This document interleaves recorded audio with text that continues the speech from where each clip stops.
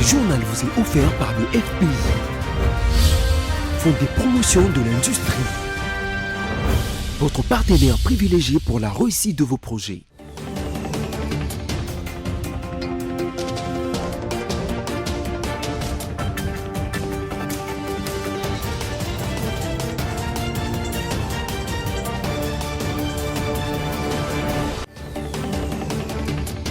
Bonsoir à tous et merci de nous choisir pour vous informer les sommaires de votre journal.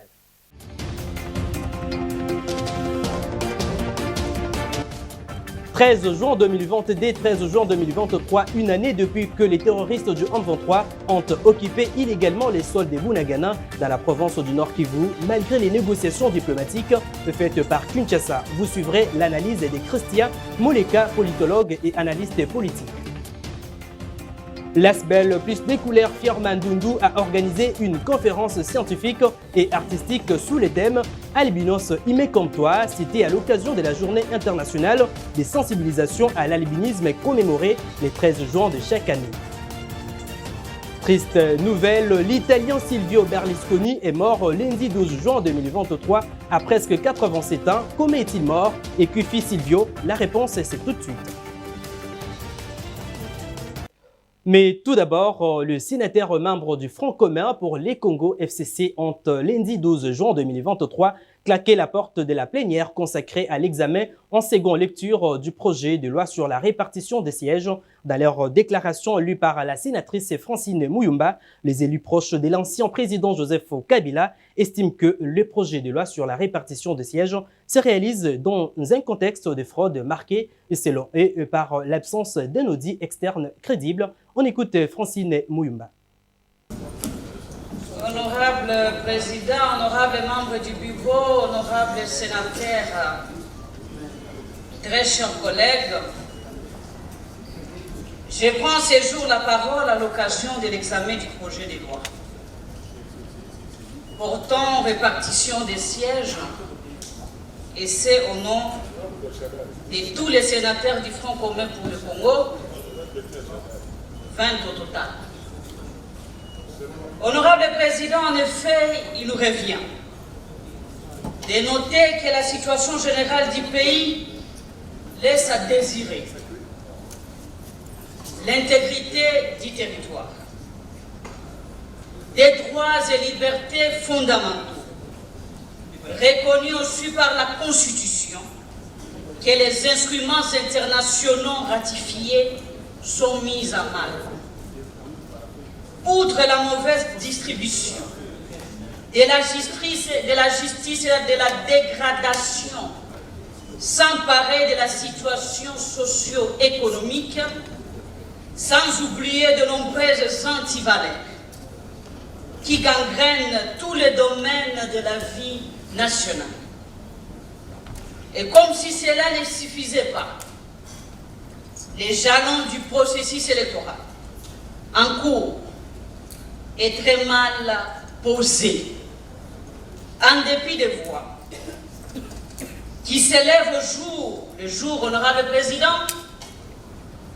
À ces propos, le Front commun pour le Congo réaffirme sa position, maintes fois exprimée, de participer aux élections dans les délais constitutionnels à condition d'avoir, point 1, une CENI consensuelle, comportant en son sein des délégués dûment désignés par leurs composantes, une cour constitutionnelle non inféodée, dont les membres sont désignés conformément à la Constitution, aux lois en la matière, 3, une loi électorale exclusive, garantissant la transparence et l'égalité des chances à tous les compétents.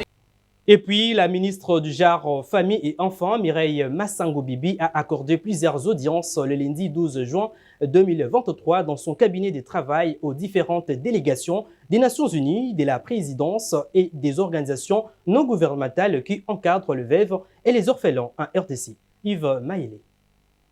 Parmi les personnalités reçues par la ministre du Genre, Famille et Enfants, Mireille Massango-Bibimoloko, a échangé avec Madame Pramila, la représentante spéciale du secrétaire général de l'ONU sur les violences sexuelles liées au conflit.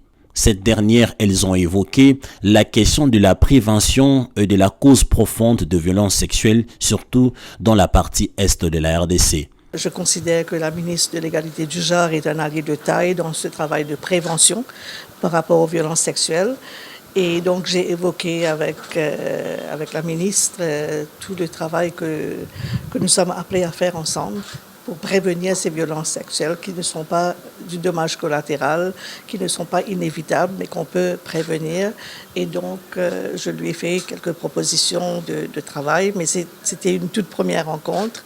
On a évoqué toutes les causes profondes de ces violences sexuelles, surtout la situation qui détériore rapidement dans l'est du pays.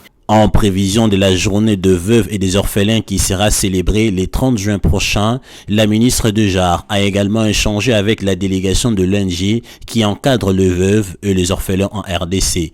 La délégation est venue faire des propositions à Mireille Massango-Bibimoloko pour permettre à toutes les structures qui encadrent des veuves et des orphelins à se retrouver ensemble à la même date pour une célébration commune. Les veuves et les orphelins sont des membres de droit du ministère des Genres et Familles. Alors, quand on a appris qu'à la tête du ministère des Genres, il y a une veuve, vraiment on était très très contente.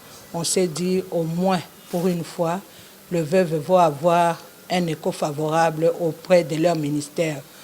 Parce que chaque structure ici dans notre pays a leur ministère de tutelle. Et nous, notre tutelle, c'est ici le ministère des Genres et Familles et Enfants. Plusieurs autres audiences ont été accordées le lundi 12 juin, dont celle de l'ASBEL Jeunes Filles et Action, qui est venue soumettre à la ministre un projet de lutte contre la faim, dénommé Foire de la bouffe, qui va réunir plusieurs personnalités vulnérables autour d'un repas et autour de propositions pour essayer de lutter contre la faim en République démocratique du Congo.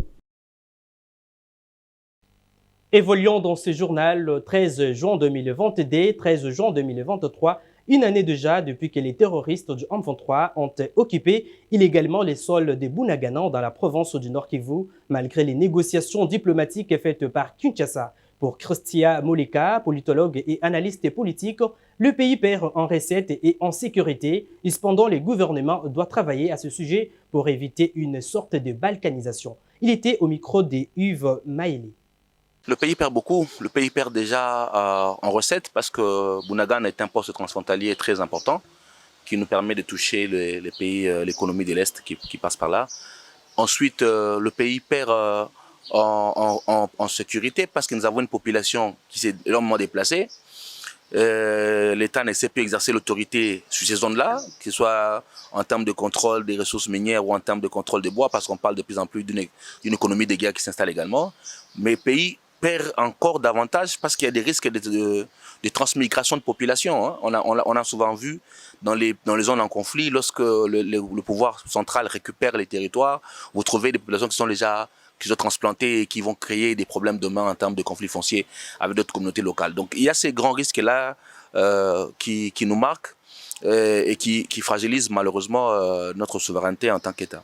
Ça laisse simplement penser qu'il y a un sort de statu quo qui ne dit pas son nom et qui pour nous n'est pas bénéfique.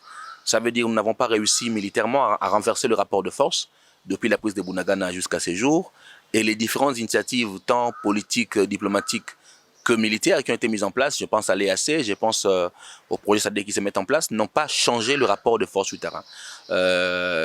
Maintenant, le gouvernement espère qu'avec l'arrivée des troupes de SADC, le mandat offensif sera enfin appliqué.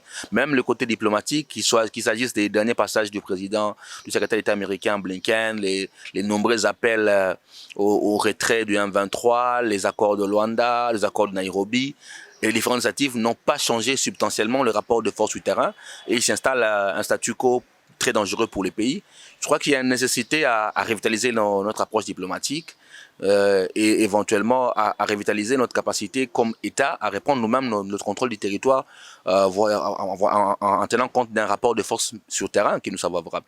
Donc ce sont des choses sur lesquelles il nous faut travailler pour que nous n'établissions pas une sorte de balkanisation de fait, parce qu'une année c'est beaucoup. Le gouvernement condamne vigoureusement l'attaque armée contre les sites de déplacés de Lala à Djougou la nuit du 11 au 12 juin 2023. Cette œuvre de groupes armés réfractaires à la paix ne restera jamais impunie. Nos forces armées de la République démocratique du Congo restent engagées à rétablir la sécurité à Ituri. Suivez les déclarations lues par le lieutenant Gilles Ngongo. L'attaque sur le site de déplacés, orchestrée par les hommes armés, qui a coûté la vie de nos compatriotes, constitue un acte de sabotage au processus de paix, de sécurité et de la cohésion sociale voulu par le président de la République, Félix Tshisekedi Tshilombo, incarné et matérialisé en Ituri par le lieutenant-général Luboya Kashama Johnny. Cette attaque est l'œuvre bien réfléchie et consentie par le membre de groupes armés, ceux qui sont contre le processus de paix en Ituri et contre au protocole d'accord de paix signé à Aru par le leader des groupes armés œuvrant en Ituri, notamment MAPI, Codeco, FPIC et FRPI. En effet, les enquêtes sont en cours pour dénicher tous les auteurs de ces actes criminels, à tous les manipulateurs et membres de groupes armés, ceux qui sont contre le processus de paix en Ituri. Aucun crime de ce genre sur nos populations ne restera impuni, car la justice congolaise et la justice internationale documentent jour et nuit pour que ces auteurs puissent répondre à leurs actes. En ce qui concerne la situation actuelle dans le site de déplacés, les forces armées de la République démocratique du Congo ont pris des dispositions utiles pour venir à bout à tout le réfractaire de la paix. Et la situation vous sera communiquée dans quelques heures. Je dis et je vous remercie. Et puis, l'histoire raconte qu'il y a eu entre les 5 et les 10 juin 2000 une guerre appelée des 6 jours dans la ville de Kisangani, dans la province de la Chopo. Plusieurs civils l'ont vécu et plus de 20 ans après, les souvenirs de ces massacres de mer présents dans les esprits de la population de ce coin de la République démocratique du Congo. Suivez la réponse. La guerre de 6 jours est une dissection d'affrontements meurtrières entre l'armée ougandaise et rwandaise à Kisangani, du lundi 5 au 10 juin 2001, en République démocratique du Congo, durant la Deuxième Guerre du Congo. Selon le groupe Justice et Libération, une association de droits de l'homme basée à Kisangani, les affrontements causèrent environ 1000 morts.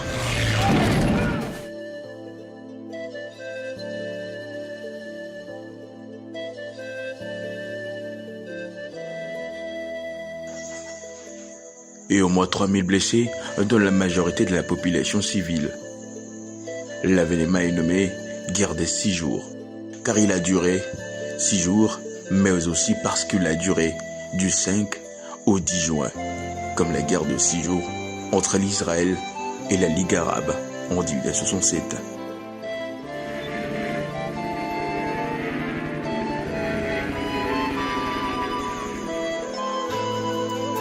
La ville de Kisangani avait déjà subi des affrontements entre les troupes rwandaises et ougandaises en août 1999 et le 5 mai 2000.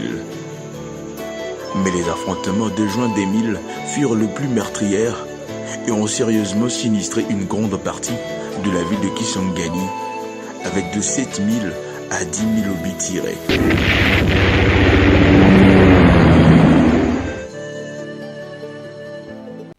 Au nombre de 1127 Rwandais chassés de l'armée ou d'autres postes stratégiques en début juin 2023 par Paul Kagame du fait de leur opposition à la guerre contre la République démocratique du Congo sous les marques du M23, le général-major Mugisha Frank des RDF a, dans un audio trop diffusé sur les réseaux sociaux, fait des très graves révélations contre la RDC dans la logique d'asseoir la dénomination du Tutsi en Afrique orientale et centrale. Samy Bosongo nous en dit plus. L'une de ces révélations fait état d'une guerre d'envergure que Paul Kagame prépare contre la République démocratique du Congo. Ce qui ne surprend guère trop au regard de la récente déclaration de Paul Kagame au Bénin contre la RDC. Selon le général-major Mugisha Frank, Paul Kagame fait la guerre à tous les cadres de son système qui s'opposent à la guerre contre la RDC. Selon ses explications, Kagame est très mauvais et qu'il faudrait faire très attention à tous ses faits et gestes. Tout officier qui afficherait une certaine lourdeur à exécuter ses plans de guerre contre la RDC est placé sous très haute surveillance. Pas d'appel téléphonique contrôlé, pas d'appel ni des correspondants à l'extérieur du pays, pas d'accès désordonné à Internet. Avec leur famille, les officiers sont cloisonnés à résidence sous prétexte de les sécuriser. Autre révélation, c'est avant tout cette vérité que c'est que le président Kagame qualifie d'indiscipline, c'est en réalité la capacité de certains hauts gradés de l'armée rwandaise à s'opposer à une guerre d'usure contre la RDC. Une guerre qui consomme d'immenses ressources financières et cause de nombreuses pertes dans les rangs des forces régulières rwandaises, affirmant que pour Kagame, les soldats rwandais tombés sous les champs de bataille ne sont pas à compter. Par ailleurs, le général-major Mugisha Frank conseille Félix Tshisekedi, en ces termes nous citons, il appartient à Félix Tshisekedi de se débarrasser des officiers douteux. Je me dois de dire la vérité. Je vous demande de chasser ces officiers qui ont traité avec Nkunda, Makenga, Ntaganda et autres, car Paul Kagame prépare une guerre d'envergure. Il faut mettre les FRDC en situation de vaincre l'ennemi. La RDC, vous avez des capacités militaires connues, la force aérienne et les missiles anti-aériens. Fin de citation.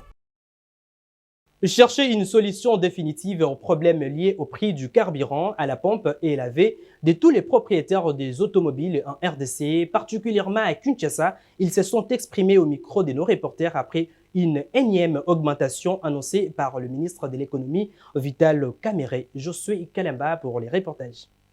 Après l'annonce par le ministre de l'économie nationale de la hausse du prix du carburant terrestre dans les zones d'approvisionnement ouest et nord, la place est à présent au constat sur terrain. Dans les différents points de vente à Kinshasa, le litre est vendu à 2995 francs congolais. Bien que cette hausse ne soit pas très significative, elle n'arrange toujours pas le chauffeur taxi qui pense que la montée du prix du carburant devrait entraîner aussi l'augmentation des prix des courses. Carburant mati, conséquence to kutana nini? Carburant mati babaki sima 110 francs na likolo na. Ce qu'on est aboué carburant comme na minute to somba 1 litre à 3000 francs. 1 litre à 3000 francs na transport. Et ça au mataté, transport ça a 500 1000 francs. Tout se retrouver dans monter. Ce que to bati to 100 nini. Pourquoi les prix du carburant doit à chaque fois augmenter en République démocratique du Congo? C'est la question que se pose ce motard rencontré dans les rues de Kinshasa. Mais tu comprends que le carburant mata gouvernement lobelote. Isomoko a na kata Congo, tu éviter ce qui te cause une crise de carburant. Pour na to teka ka carburant. Mais le lot tout le monde a carburant mata, ministre de transport lobelote, ministre ya économie tout partout, tous les ministres ba lobelote. Signalons que le gouvernement justifie cette hausse par la volonté de préserver l'équilibre du système d'approvisionnement en produits pétroliers et renforcer la gestion de la subvention. Et puis, le comité national de jeu de la francophonie a investi la commune de Lansele pour suivre ses actions de proximité, des animations périphériques. Une particularité pour cette session, la présence de membres de différentes délégations de pays membres de la francophonie en visite de repérage à Kinshasa. Yves Maélé nous en dit plus. Parti du siège du comité national sur l'avenue de la justice dans la commune de la Gombe, les cortèges conduits par le directeur national Isidore Kwanza a traversé la ville en passant par les boulevards Lumumba et jusque dans la commune de Lansele. Une première escale est intervenue à la rue Plaza avec la représentation de la star de l'activité Massano, la mascotte du jeu. Ça n'est suivi d'un spectacle de danse des chorégraphes avant de poursuivre la parade jusqu'à la maison communale de Lancelé, où le convoi a été accueilli par les bourgmestres de cette commune. Dans son mot de circonstance, le directeur national Isidore Kwanza a lancé un appel à la mobilisation de tous les jeunes de Lancelé. Ce que je demande aux Kinois, c'est d'être patriotes. C'est-à-dire que le pays accepte d'accueillir le 9e jeu de la francophonie. Il faut que ça se ressente dans la population, dans l'accueil, dans le comportement civique de chacun d'entre nous. Pour Eric Mpoyi, responsable des animations périphériques, ces activités vont se poursuivre jusqu'à la date prévue pour le 9e jeu de la francophonie. Jeu de la francophonie ego salema tozana kondima et tozo continuer ba campagne na biso tinasuka. Ces activités de terrain se poursuivent jusqu'au 9e jeu de la francophonie de 28 juillet au 6 août 2023.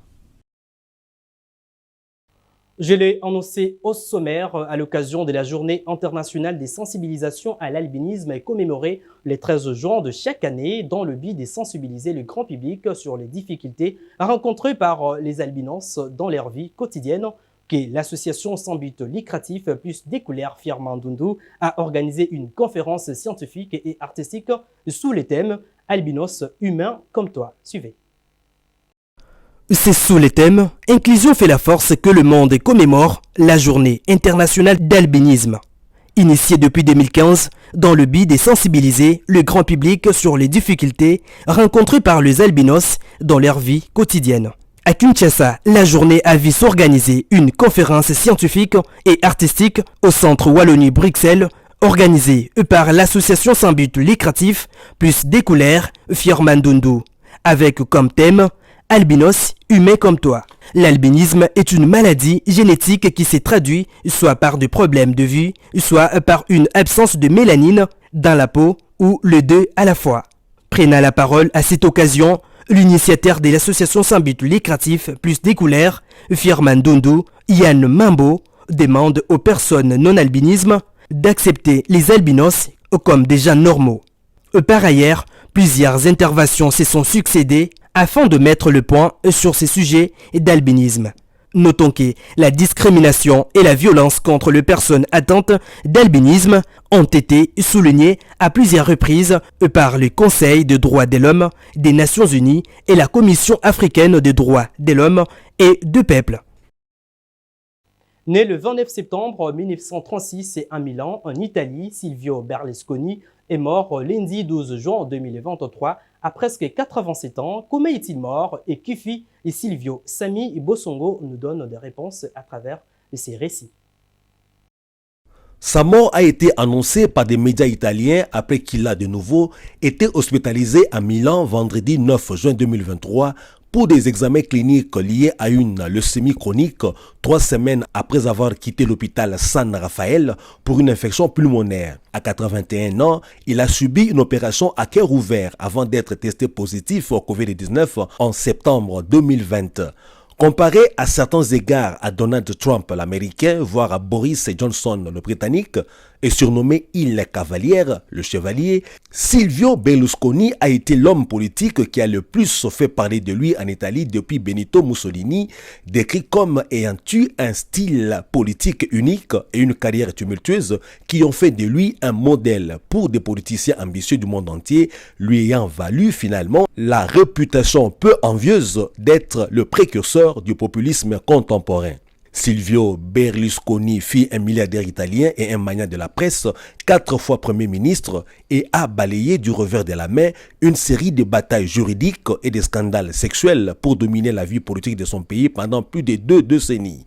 Il a été le seul Premier ministre italien à rester en fonction pendant toute une législature de 5 ans, de 2001 à 2006. Longtemps l'homme le plus riche du pays, le milliardaire controversé a fait fortune dans l'immobilier avant de bâtir le plus grand empire médiatique national, Mediaset, qu'il a ensuite utilisé pour réaliser une entrée fracassante en politique. Il a collectionné écarts et scandales dont celui de ces soirées de débauche appelées Bunga Bunga. Il a aussi transformé et monopolisé la scène politique italienne au début du XXIe siècle, ayant introduit un clivage gauche-droite biaisé qui opposait son camp conservateur au front anti-Berlusconi de gauche. Ce journal touche à sa fin, je vous en rappelle le principal titre.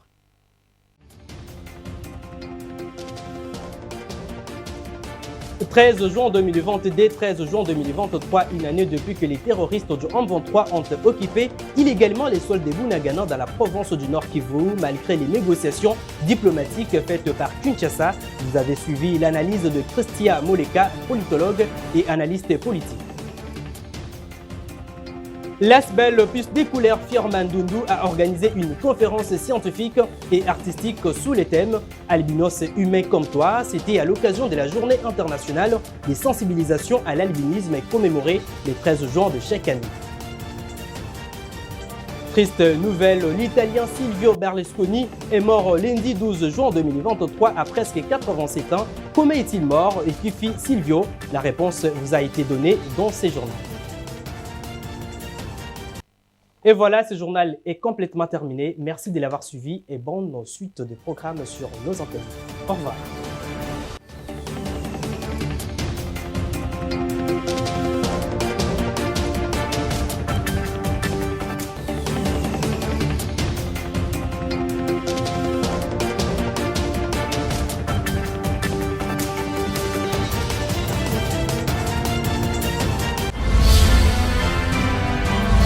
Ce journal vous a été offert par le FPI, Fonds de promotion de l'industrie, votre partenaire privilégié pour la réussite de vos projets.